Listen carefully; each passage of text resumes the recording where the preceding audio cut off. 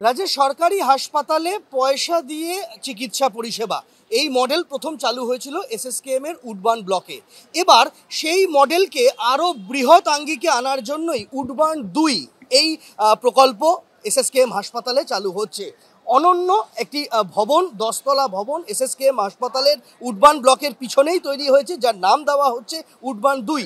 এই উডবান 2-এ থাকছে 8টি ভিভিআইপি স্যুট, থাকছে 102টি কেবিন, থাকছে 21টি এইচডিইউ এবং সিসিইউ বেড, অর্থাৎ সব মিলিয়ে আরও 131 জন রোগীর চিকিৎসা পরিকাঠামো পয়সার বিনিময়ে তৈরি হচ্ছে এই পরিষেবা এসএসকেএম হাসপাতালে। এতদিন পর্যন্ত উডবান ব্লকে পুরাতন যে কেবিনগুলি ছিল সেখানে 31টি কেবিন রাখা হয়েছিল। এই 31টি কেবিনের মধ্যে কোথাও 2000 টাকার কেবিন, কোথাও 2500 টাকার কেবিন, কোথাও আবার 4500 টাকার কেবিন ছিল।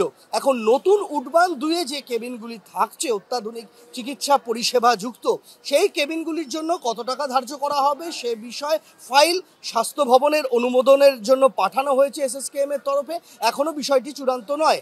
তবে এই যে নতুন প্রকল্প, এই নতুন প্রকল্পের আওতায় সাধারণ মানুষজন বেসরকারি হাসপাতাল নার্সিংহোমের ধাঁচে চিকিৎসা পরিষেবা পাবেন পয়সার বিনিময়ে এসএসকেএম হাসপাতালের উডবান 2-এ।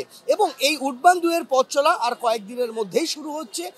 যে সমস্ত কেবিনগুলি সাধারণ মানুষের জন্য খুলে দেওয়া হবে তার অনেকটাই তৈরি হয়ে গিয়েছে, যেগুলি তৈরি হয়নি সেগুলি শেষ পর্যায়ের কাজ চলছে এবং সবটা একসাথে শেষ হলে এই পরিষেবা চালু করে দেওয়া হবে এসএসকেএম হাসপাতালে উডবান 2 ব্লক। সেরকমটাই হাসপাতালের তরফে জানানো হয়েছে।